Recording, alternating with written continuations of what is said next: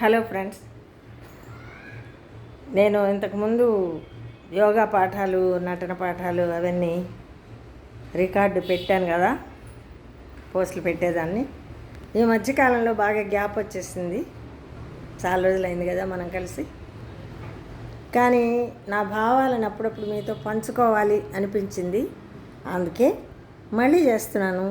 ఏవో కొన్ని అందులో నాకు తోచిన విషయం ఏంటంటే, ఎవరైనా మనకి కీడు చేశారనుకోండి, అదేమైనా కావచ్చు. మన వస్తువు దొంగిలించడం, లేకపోతే మనల్ని ఒక మాట అనడము, లేకపోతే మన మనస్సుకి హర్ట్ చేసే మాట అనడము జరిగిందనుకోండి, అది మనకి వాళ్ళ మీద కోపం కంటే ముందు మనకి బాధ వస్తుంది.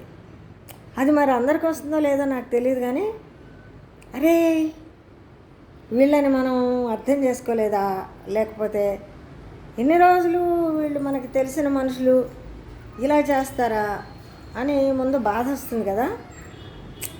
అదే నాకు అనిపిస్తుంది. ముందు వాళ్ళని తిట్టాలి, కోప్పడాలి అనే దానికంటే లోపల మనమే ముందు కుమిలిపోతాం.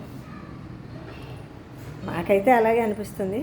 మరి అందరికీ అలా అనిపిస్తుందో లేదో మీరే చెప్పండి.